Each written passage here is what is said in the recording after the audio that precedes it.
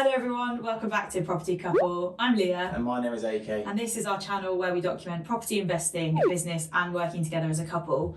Today we've got a very special guest who we scrolled across on TikTok the other day, didn't we? Yeah, absolutely, yeah. And he's sitting right next to us now and he has been coined the Property Investors Broker. Thank you everyone. Thank you. Sam Norris. Sam Norris.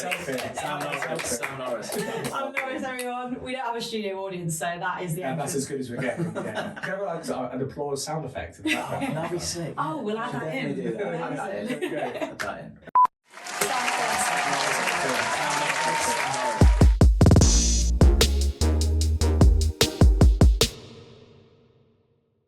So, Sam, we've got a few questions here, and obviously we're not brokers, we're just Property Couple, and we want to get you on the expert to answer some of the frequently asked questions with what's going on at the minute in the UK. Absolutely, yeah. So the first question is, we know that earlier on this year in February there was another rise from the Bank of England in interest rates. So what does this mean to active investors that are in the market now? This all kind of stemmed, it went further back than that. You know, we had a killer year last year in terms of just the property market was absolutely booming. Well, not just last year, year before. What happened was we had this little blip where we had Liz Truss become our Prime Minister for 78 seconds. And although she got a good gig, she got to go to the Queen's funeral. Like she was like subbed in for that, wasn't she? It was ridiculous. But her and her team made a few errors. I think it's safe to say in terms of not only the policies that they brought in from an economic point of view, but how they were presented as well. And this had a very quick negative impact on our market, which we are now recovering from. Luckily, whether you like him or not, Rishi and Jeremy, they have come in and done a pretty decent job of steering the ship. And a lot of people are now predicting is that the Bank of England are not going to have to raise their base rates as high as we maybe once thought they would do to sort of get that inflation level down. Now, a lot of the information that's being broadcast at the moment is probably a little bit is not 100% painting the picture of what's going on. The reality of it is that April time, we're going to see the annual kind of increase in energy prices, which is probably then going to push inflation up again. So I think you're right, we've had the base rate go up. Well, it's been going up every single month, every single meeting for about a year now. That is going to continue. One of the really good ways of predicting where the Bank of England base rate is going to go is to look at what's happening in the US. Okay. If you go back 20 years, the UK does exactly what they do over there, and they're at 4.75 right now. I would put my house on us getting a 4.75 this at year. The next meeting or in a few more meetings time? Probably, I would say over the next 3 months. So 3 meetings, 0.25 each time would make a lot of sense for that to happen. Now, what that then means for the mortgage market, which obviously then is going to have a massive impact on the property market, because don't forget, the availability of funds is actually what fuels the property market. A lot of people talk about supply and demand. The demand is only fueled by the availability of cash. So that's why the credit crunch was such a massive issue back in the day. When I first started being a broker, great timing. Wow.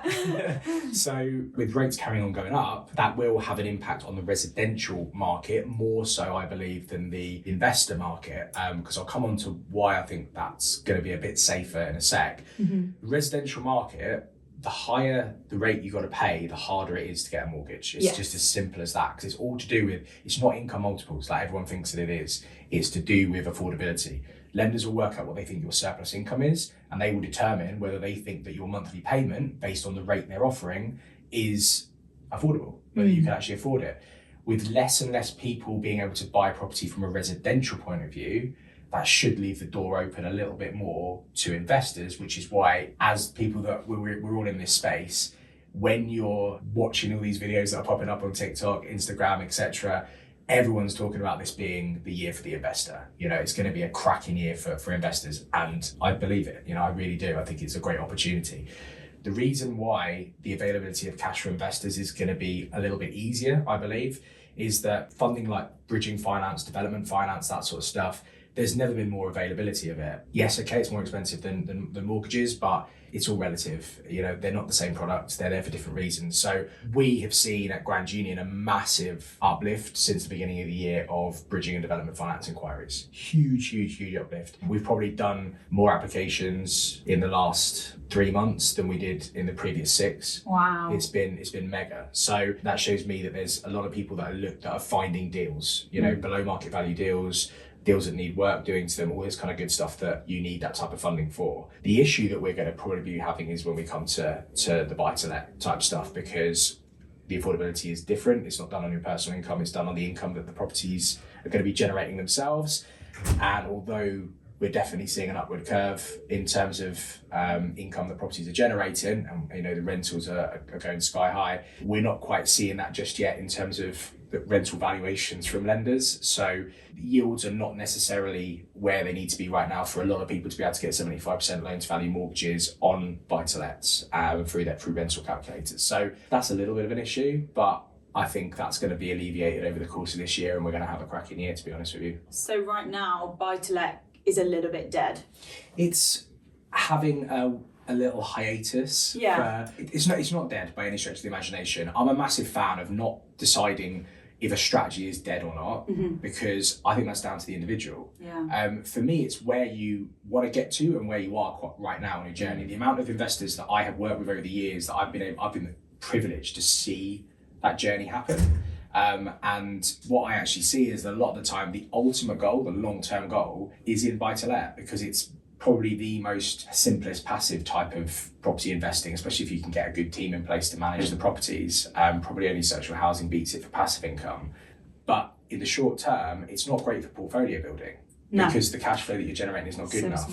So, your HMOs, your serviced accommodation, that's the stuff that you want to be concentrating on in the short term. And those things are flying right now. Yeah. So actually, for an investor coming in at the moment, or someone who's relatively new, focusing on those high cash flow strategies, and the finance for those types of strategies is as good as it's ever been right now. Great opportunities right now from a finance point of view to get into those strategies, which are going to generate your cash flow.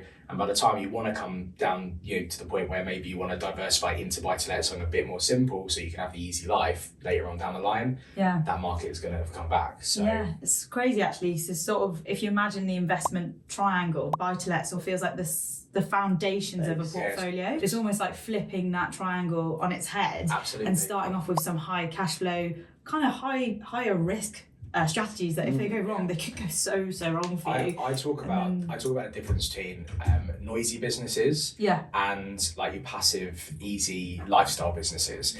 And when you're starting out, you haven't got the privilege of quiet, easy life. My business, I can tell you for nothing, is not a quiet, easy lifestyle business. It is a very noisy business. There are people in my ears all the time. The phone is ringing all the time. Staff, clients, lenders, solicitors, whatever it might be. That is the same as running an HMO portfolio. It's the same as running an SA portfolio. It's the same as doing rent to rent or something like that, or being a deal sourcer. These property strategies are the ones that I have seen my clients gain the most traction in terms of being able to build the portfolio the quickest. And that's the goal, build the portfolio. Don't be taking cash out right now. That isn't what you need to be worried about.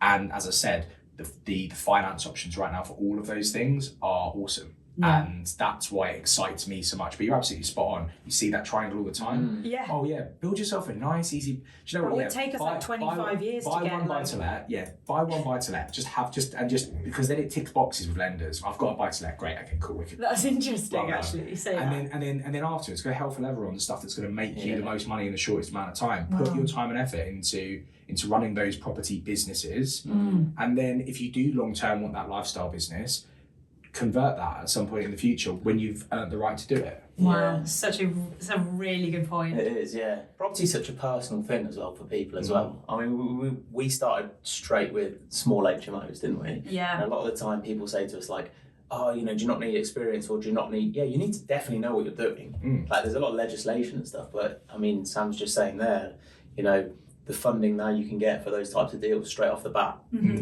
In your opinion, is it a good time to start investing in property now? Yes, it's like anything. Is it a good time to be doing whatever? Yes, it is, as long as you can make it work. And the thing is that there are opportunities everywhere. And there's probably the only time I can probably say hand on heart it might not have been the best time to get into property investing was probably at some point during last year, because the market was just so aggressively booming that it was just hard to get traction. But most of the time, the best time to start is always now.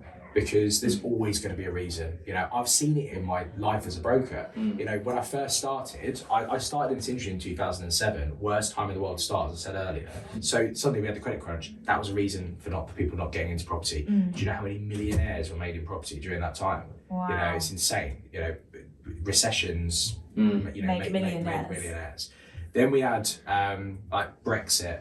And then we had COVID, and now we've got economies difficult. You know, Cost of living. There's cost of living. There's always going to be something. There's always a reason. If you try hard enough, you'll always find an excuse. Yeah. And the reality is, we've got a very liquid market. You know, so we've got that fuel for the market. The supply and demand is getting a bit closer together for reasons that we've discussed. Rents are going to be going through the roof this year. It's probably one of the best times to get into property in a long while. And like I said, you'll always find an excuse. So the best thing to do is to try and not find that excuse and just get on with it. Make some mistakes, get your head down, get on with it. And because no one does it right first time. So I remember at the very beginning, 3-4 years ago for us, I remember something really embarrassing happening with a broker, and I was told that I'd get a phone call from Val, and I was thinking, when's this person called Val going to call me? And it turns out it was the valuation, but he kept referring to Val with a capital V. We do call it Val. We do call Vals. I'm like, when's Val? Who is You were Val? like, Val's calling What me team later. is I'm like, Val on? Like, I'm waiting for this Val, and he kept referring to Val, and Yeah, it was I amazing. had no idea it was the valuation of the property. Yeah. And like just all these things that no one really, these small little things that actually, I think as a new investor at the start of your journey, you really need.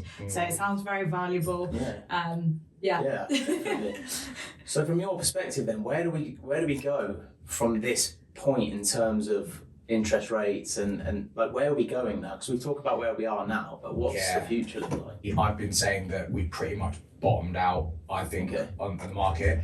Amazingly, I've had a lot of brokers respond to some of the videos I've put out this recently going, no, that's rubbish. I'm like, well, I'm right, shut up. And I'm not. I could very well be wrong. But my guy's telling me, since Rishi basically came in and we got confidence back in our market and the swap rate started to not fluctuate as much, that's how banks lend to each other. They use these things called swap rates. The confidence in the mortgage market has been getting higher and higher. That's led to rates dropping, even though the Bank of England base rates have been going up.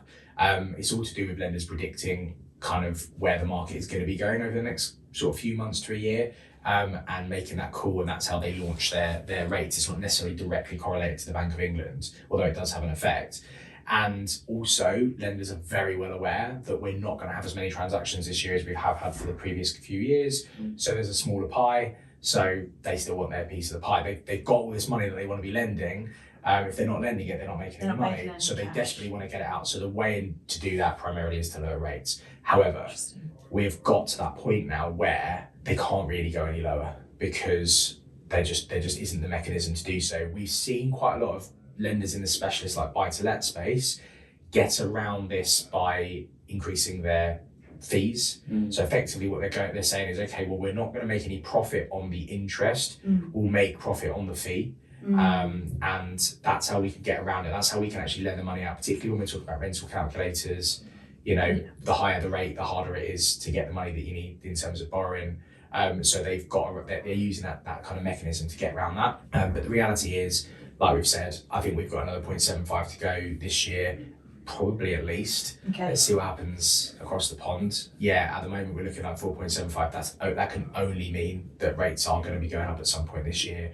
But I think that we will reach a bit of a happy medium relatively soon. Average rates for buy-to-lets being, 4 to 5%. And it will probably stay that way for a few years, to be honest with you, until we get to a point where inflation probably comes below where the Bank of England base rate is. That will probably trigger the base rate coming back down. I think long term the base rate will be sitting somewhere in the sort of 2 to 3% kind of margin, and that should mean that 4.5% for a buy-to-let mortgage would be pretty normal. We're talking about long term then.